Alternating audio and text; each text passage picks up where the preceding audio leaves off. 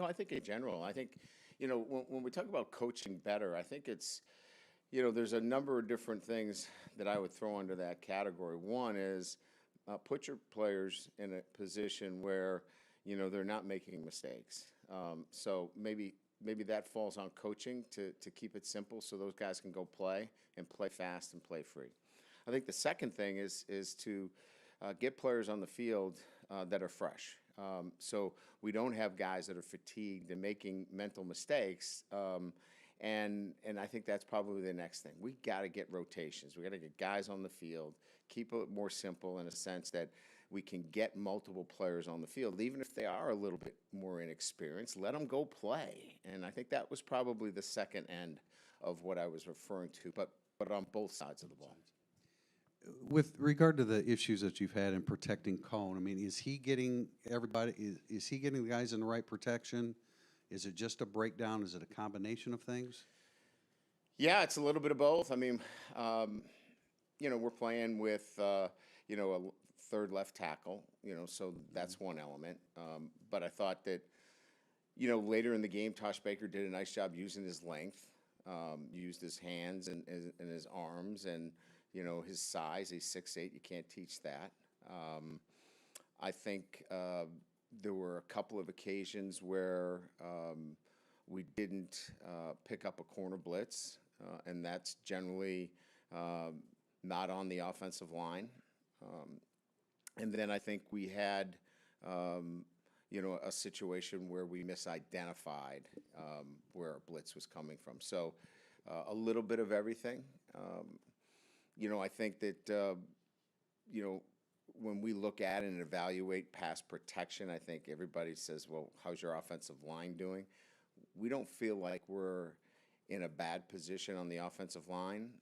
We have to be cleaner and better in communication across the board with whether it's a tight end that's in protection or a back or a quarterback in terms of identifying who he has to throw off of. Do you, I mean, because of the state of the running game, do you feel like you have to play both quarterbacks? I mean, I know they both did good things Saturday, but do you feel like you're in an area now where you have to play both?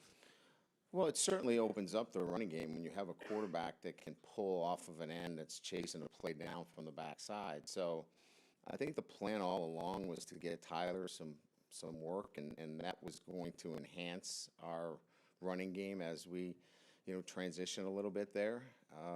So, yeah, I can't disagree with that he helps our running game.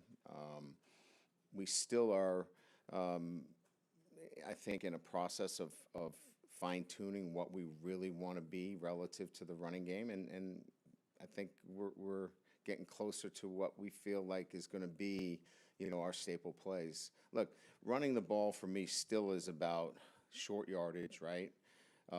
Goal line, play action, setting up your play action, and then running when everybody knows you need to run. If you can't do any of those, you don't have a running game. Other than that, the rest of it is, what's the best look to move the football down the field? Maybe you can give me an abridged response to this, but just the communication between you and Tommy Reese during the game Saturday in terms of who you want at quarterback. I mean, is he saying, Coach, I think we should have this quarterback in now, or how does that communication work? Yeah, ultimately, I'm going to put the quarterback in the game, but Tommy and I are on the same page. If he had a serious objection based upon what he had in his mind, then I would go with him. But we were on the same page that when we were backed up, we were looking for, Tyler to go in at that time. So, yeah, I would say it was pretty much a consensus. Eric Hansen is next. Was that abridged? You can go lengthy if you want on this Thanks, question. Eric. Appreciate it. I noticed that Jordan Bottello is back on your depth chart this week. He's available, yeah. Yeah, we'll know Tuesday, tomorrow, but it looks like he's going to be available. And how about Colley and Sebo? No, they won't be available. Okay. With the offensive line, with Carmody, how I would expect he's not playing this week, or We're gonna. we're going to hold off on making that decision. Okay. It's not a, hey, he's definitely out. He has an ankle sprain, and he's going to play against one of the best pass rushers. So Right. we're not going to put him out there if he's hobbling. But he felt pretty good yesterday. The report was better than we had first thought. We're going to see if we can get him ready. If we can get him ready, we're going to play him. If he's not able to go out there and handle one of the better players, look, regardless of the case, that tackle's getting help from a wide receiver, a running back, a tight end. The protection's moving that way. But if he's in a position he can play, we'll play him. You know, I think, you know, the outside noise a lot of times is why wouldn't they make some changes on the offensive line and so forth? Why does patience pay off for you and what you're trying to do moving forward? Or is that your approach? I think it's players. I mean, we're going to play. Look, there's like one guy doesn't have like, I don't like this guy over the other guy. I like the best guys. So we're going to play the best players. We're down to our third tackle. I think I answered, you know, Tim's question in maybe more of a way that could address the millions of followers that you have on Twitter that are asking this question. But we probably should rotate a little bit more inside because we're playing too many plays. And those guys, you know, the load on them, you know, is a lot. They're young players. So maybe you'll see a little bit more of a rotation inside. But we're playing our best five, you know, and now we're, you know, our best eight, right? We're down to our third tackle. But could we play, you know, could we get a rotation inside at the guard? There's a possibility for that this weekend. Last one from me with Tyler Buckner. Obviously, he helps you in the run game, but where is he relative to the scope of the entire, you know, understanding the entire offense, maybe relative to where you were in training camp the last time maybe we saw him when maybe sometime tucked and run too quick? Yeah. Well, I think he's definitely further along than you know, tucking it and running it, but we've kept it as a specific package for him. We haven't enhanced it too much more. We're going to continue to enhance it and add more each and every week. We're going to add more this week. So I think what we wanted to do is make sure he knew how to protect himself first. And once he knew that relative to protections, we were going to continue to add on. John Finneran is next.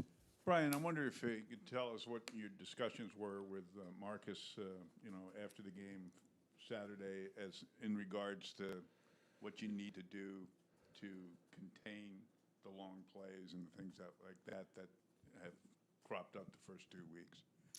Well, I mean, you don't expect me to have like word for word what we talked about, No. do you? Okay. No. Look, it's like anything else, right? What we're talking about here is the execution for 80 snaps. Like we're executing in the first 2 weeks for, you know, 75 out of the 80, but when we don't execute at the level necessary, we're giving up big plays. And, you know, I could give you all the reasons, and they're immaterial, right? But the fact of the matter is we were in a sound and fundamental defensive structure, and we had a blown assignment. And so what does that come down to? Well, it's coaching. We've got to make sure it's communicated correctly.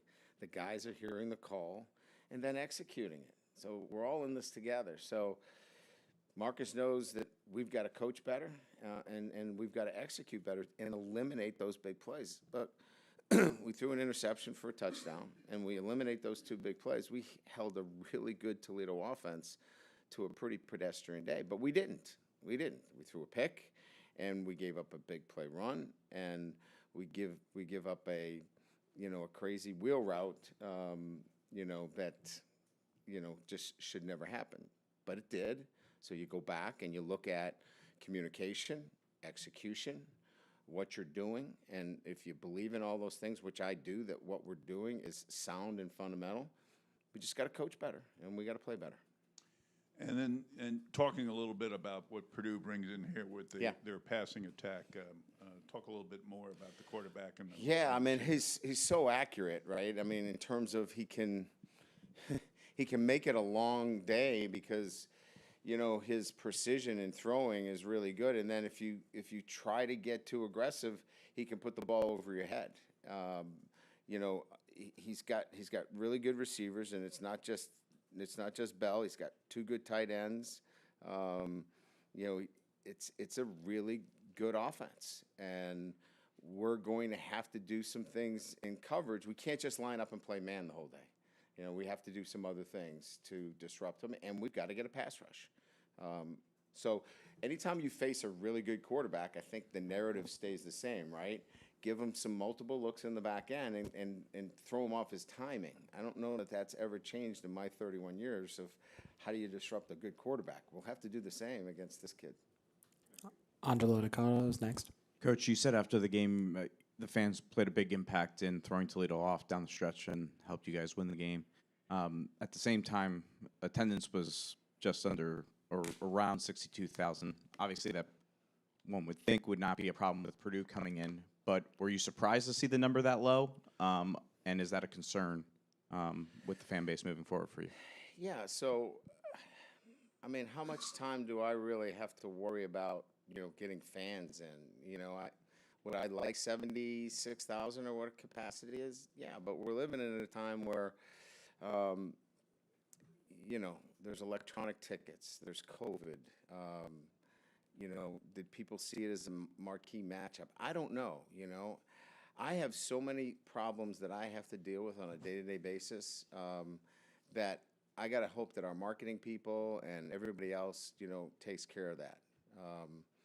You know, I don't want to be in here when we play, you know, other teams and there's more fans in the stands than our fans. You know, that's when I'll really be concerned.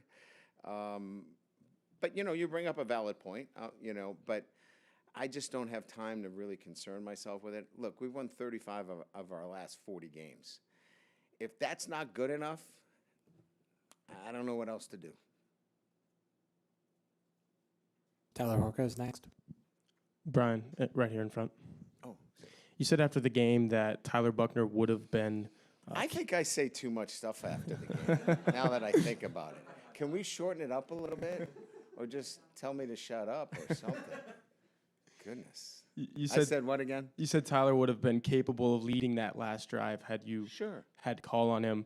I'm just curious if Drew Pine would have been in that same boat. Has Tyler kind of surpassed him in the quarterback hierarchy, or where does Drew stand in all of that?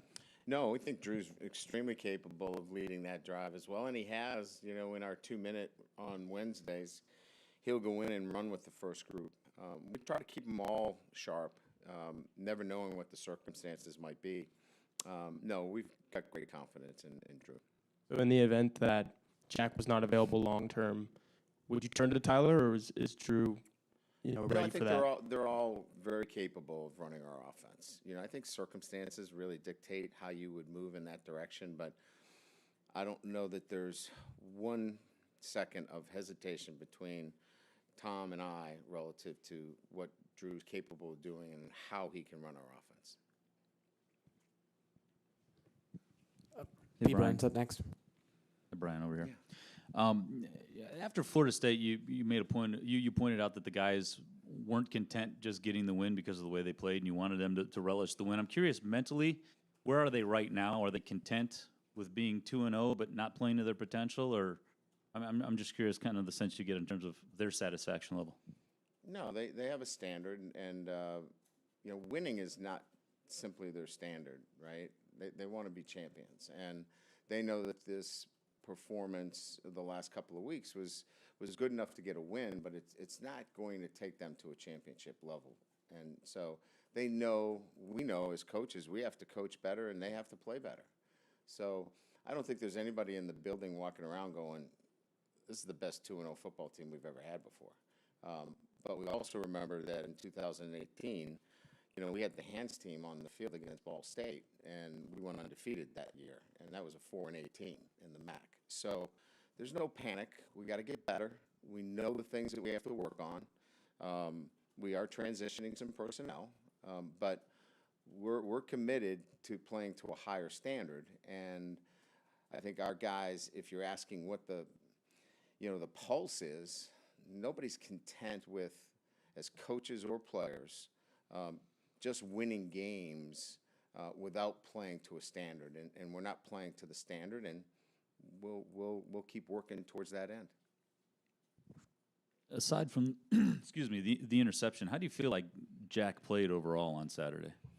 He played pretty darn well, especially after, you throw a pick six, you wonder, engage somebody. We're still, we're still dating here, right? I mean, we just met. And so there's a lot of things, adversity in particular, that you want to see how a quarterback's going to handle himself. He handled himself terrifically. Came back in, was really good, with another quarterback in the game, was totally focused and engaged in terms of what was going on, was watching the defense, was asking questions, and then comes in and leads a drive in 26 seconds down the field and dislocates his finger at the same time and doesn't come out of the game. I give him passing grades. When it comes to getting better execution out of your defense and eliminating the big plays, at this point in the year, like, how do you coach execution? You can show them film, you can get them in the right spots, but when it literally comes down to sometimes just making a tackle, how do you get that? You practice. We have to rise to the level of our preparation. That's really what this is about. Our preparation has to be better. I'm happy that we're back into a routine for the first time this year. Last week's routine was not great. We got in at 4:30 on Monday. I wasn't going to make any excuses last week because I wasn't going to take any. But it wasn't a great week. It's not a great week to come back on against a really good MAC football team. So we're happy that we'll have the normal week, and we have to up our level of preparation. It's not about upping your level on Saturday. It's about what you do on Tuesday, Wednesday, and Thursday, and that has to be better. Anthony Totri in the back is up next. Coach, Myron attending his father's funeral virtually on top of playing in the home opener. Just what does that say about him as a captain, as a player, to manage those emotions? Yeah, those are difficult, and it's obviously a very difficult time for him, but one where this is important that he adds closure, and we've done everything to make sure that we give him the time and opportunity to do that. But he's a mature man that is needed by his family, and it's a very difficult time. And we're just trying to be supportive of Myron during this time.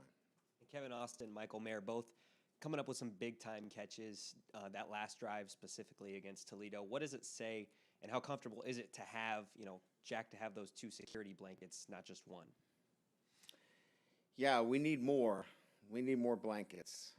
We're looking for more of them. They're two really good players. But, Braden Lindsay was open a couple times. We missed him. We got to get him the football. Joe Wilkins, Avery Davis. We got to get our running backs going. We got to get Kyron going. We got to get Chris going. So, it's nice to have two, but two's not enough. We really got to get all these guys involved, and they're all capable of making big plays for us. And I think that's something that we'll continue to talk about and practice and in our preparation about that ball's got to get out to those guys that can make plays. Chuck Freebie is up in the front. I have three. Number one, what is it that makes Karlaftis so good at pass rusher? Well, what makes a great pass rusher? I think it's first, he's got fast twitch, so he's got athletic ability, right? You have to have that element. Then he's got an incredible desire to get to the quarterback. Now he doesn't have a sack this year, but he's got 11 hurries. So he's going to disrupt the quarterback. And he doesn't get frustrated. He just keeps coming. And I think that relentlessness and that attitude. So 3 things, right? He's got the athletic ability. I think the motor that he has in terms of the way he plays, and then his mindset, like he just, will keep going, and that's what makes great players, whether they're defensive ends or whether they're cornerbacks. He just has those unique traits that make him a great player. J.D. Bertrand, where have you seen the greatest development in him this year? Well, there was an off-season physical development in his overall game, not only strength-wise, but agility, change of direction, all those things. He worked, and Coach Bayless and his staff worked quite a bit on that. That was first and foremost. I think second was finding a home, like a position that he could focus in on. Because if you give him a job to do, he will do that job. And I don't know that he had a job. I think he was temporary at a lot of different positions. And once we were able to kind of hone in and say, this is your job, I think it really allowed him to skyrocket. Number 3, if you're fortunate enough to win, on Saturday, you tie Newt Rockney's record for career wins at the University of Notre Dame. What's the significance to you of that? How important is that to you? Well, I think I've answered this question many times. I see it a little bit differently in a sense that I think it means longevity. I think it means stability. I think it means winning. But it doesn't mean anything else relative to comparisons or who's better. I think those things don't really mean much to me. It just means I came here to do a job, and that was to bring Notre Dame back to its winning traditions, and we've gotten there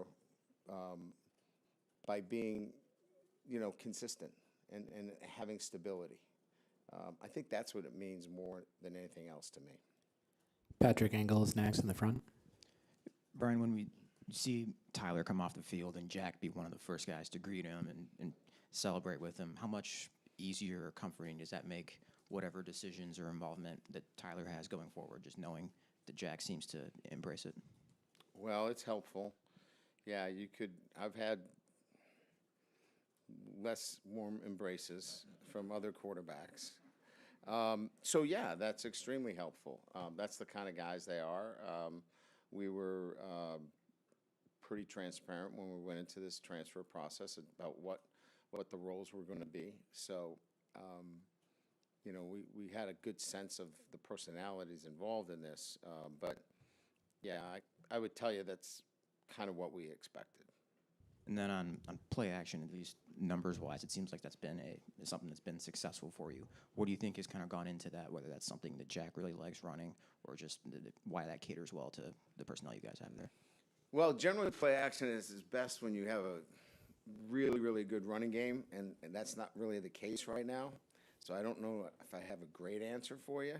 But, Jack is really good at pushing the ball vertically, and a lot of the play action passes for us have been pushing the ball down the field. And he's really good at getting the ball down the field, and a lot of those have been shot plays for us. All right, we're going to wrap with a question from Zoom. Chris Heidel, go right ahead. Hey, Coach Kelly. Thanks for taking my questions this morning, or this Yes. afternoon. Your first game ever with Notre Dame was against Purdue. Do you remember your first game against them? And, talk about this rivalry against Purdue. I can't remember what I had for breakfast. It's been a long time. I honestly don't remember the circumstances of the game itself, and I think that would tell you a little bit about how big of a moment it was for me in my first game at Notre Dame. But I knew, I knew about the rivalry. I knew about Purdue. I knew about, it's always a tough game, and the games that we've had with Purdue are just close, hard fought because they're two schools from the state of Indiana, and that'll be the case again this weekend. So, not that I remember a lot of the specifics or particulars, haven't researched it or looked it up, but know it's going to be probably similar in a hard-fought, tough football game. Thanks, Coach. All right, thank you.